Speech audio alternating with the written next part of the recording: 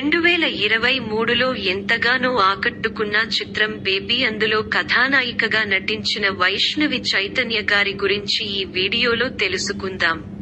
వైష్ణవి గారు బేబీ లో నటించి మంచి పేరు తెచ్చుకుంది, మంచి స్టార్ అయింది.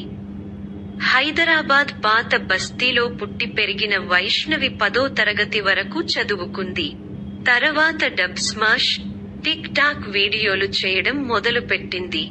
క్రమంగా షార్ట్ ఫిల్మ్స్, కవర్ సాంగ్లలో నటించే అవకాశాలు సొంతం చేసుకుంది. ఆ తర్వాత అలా వైకుంఠపురంలో, టక్ జగదీష్ తో పాటు మరికొన్ని సినిమాల్లోనూ క్యారెక్టర్ ఆర్టిస్టుగా చేసింది.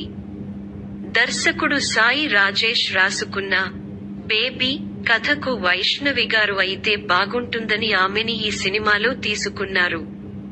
ఈ ట్రయాంగిల్ లవ్ స్టోరీలో ఇద్దరబ్బాయిలను ప్రేమించే వైషు పాత్రలో ఇమిడిపోయి నటనపరంగా మంచి పేరు తెచ్చుకుని సిద్ధు జొన్నలగడ్డతో పాటు మరో హీరో చిత్రంలోనూ నటిస్తోంది.